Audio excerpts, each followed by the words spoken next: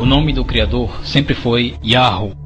Mais tarde, os escribas criaram 3 vocalizações diferentes para ocultar a real pronúncia do mesmo. São elas: a vocalização Yehová herdou os massoréticos da palavra Adonai. A vocalização Yehovi herdou os massoréticos da palavra Elohim.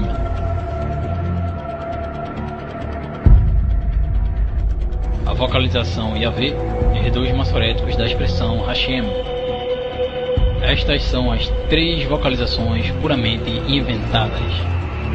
As falsas vocalizações Yehová e Yehovi, ao serem lidas no texto hebraico pelos adeptos do judaísmo, são pronunciadas respectivamente como Adonai e Elohim, fazendo com que o nome do Criador não seja pronunciado e a camuflagem dos atributos mantenha o texto adulterado. Vejam este verso do livro de Yeshayahu, Isaías, onde o tetragrama Yod-He Vav-He é vocalizado com as formas Yehová e Yehovi no meio. Vejam só que absurdo. Criaram 2 nomes, uma hora Yehová e na outra Yehovi. Quando o tetragrama é precedido pela palavra Adonai, então os escribas o vocalizam como Yehovi. Já quando o tetragrama não é precedido pela palavra Adonai, os escribas o vocalizam como Yehová. Portanto, os próprios textos hebraicos comprovam as adulterações dos escribas, os quais puseram vocalizações tendenciosas para ocultar a real pronúncia do nome do Criador. Já a falsa vocalização Yahvé, vulgo Javé, apesar de não estar presente nos textos hebraicos, herdou os massoréticos da expressão Hashem, que significa o nome, e que é usado largamente no cotidiano do sistema religioso. No dia a dia, os adeptos do judaísmo chamam o Criador de Hashem, o nome, enquanto que na liturgia, no lugar do nome do Criador é pronunciada a palavra Adonai, que significa Senhor. Por causa desse costume, as Bíblias do mundo inteiro substituem veemente todas as ocorrências do nome do Criador Yahweh pela palavra Senhor. Tudo isso foi propositalmente desenvolvido para que as pessoas não pronunciassem o nome do Criador. Mas afinal, de onde veio esse mito de que o nome do Criador não deveria ser pronunciado? Vejam. Talmud babilônico Ioma. A origem do falso costume de não pronunciar o nome do Criador vem do Talmud Ioma 39b, que diz: nossos rabinos ensinaram, no ano em que Shimon, o justo, morreu, ele lhes predisse que ele morreria. Eles disseram: de onde você tirou isso? Ele respondeu: em cada dia da expiação, um homem idoso, vestido de branco e envolto em branco, acompanhava-me, entrando no Santo dos Santos e saindo de lá comigo. Mas hoje eu estava acompanhado por um homem idoso, vestido de preto e envolto em preto, que entrou, mas não saiu comigo. Após o festival de Sukkot, ele estava doente há 7 dias, e então morreu. Seus irmãos, naquele ano, os sacerdotes, se abstiveram de mencionar o nome inefável na pronunciação da sacerdotal bênção. Menorá 109b e Tosafot 38a sugerem que o nome inefável poderia ser pronunciado apenas quando havia alguma indicação de que a Shekinah repousava sobre o santuário. Quando Shimon, o justo, morreu, com muitas indicações de que tal glória não era mais apreciada, seus irmãos não mais ousavam proferir o nome inefável. Ou seja, o mito de não se pronunciar o nome do Criador surgiu quando os sacerdotes de uma hora para outra resolveram por si mesmos ocultar a pronúncia dele. Tudo isso encontra-se registrado no Talmud, que é o comentário rabínico do Tanakh, do Testamento. Portanto, vemos nitidamente que não há respaldo escritural para que o nome do Criador Yahweh não seja pronunciado.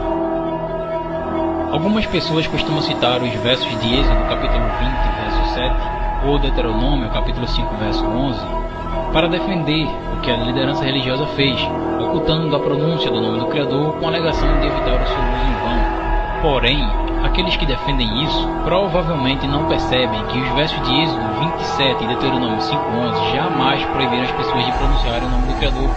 Outra coisa, a tradução devidamente contextualizada dos versos de Êxodo 27 e Deuteronômio 5:11 nos revela que a expressão hebraica Lashav, que está presente em ambos os versos, não possui o significado de em vão, como vemos hoje nas traduções de várias Bíblias.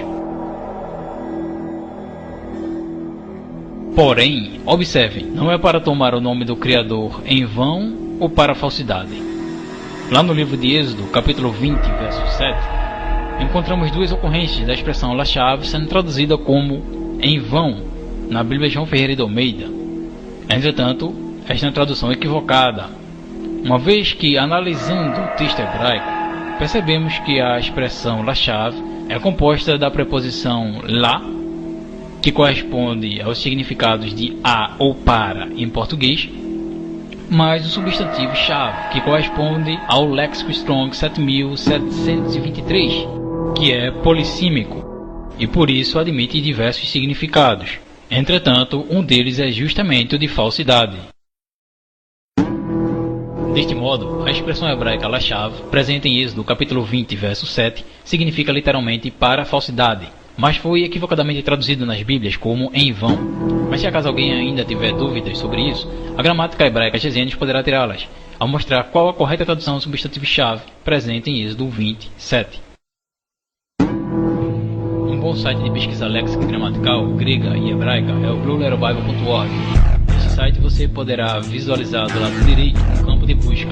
Neste campo, basta digitar o número correspondente ao léxico desejado, no caso H7723, que neste caso o resultado será justamente o substantivo-chave. Aqui estão listados todos os significados do substantivo-chave, que corresponde ao léxico 7723. Este substantivo, em Êxodo 27, significa falsidade. Observem a definição do léxico Strong, que escreve falsified, que traduzido significa falsidade. O léxico Gesênios nos apresentam ainda mais detalhes sobre o substantivo-chave, chegando a citar o próprio verso em questão, que é o de Êxodo, capítulo 20, verso 7, mostrando claramente que o significado do substantivo-chave no mesmo é o de falsidade. É isso, pessoal. Obrigado por assistirem. Paz a todos.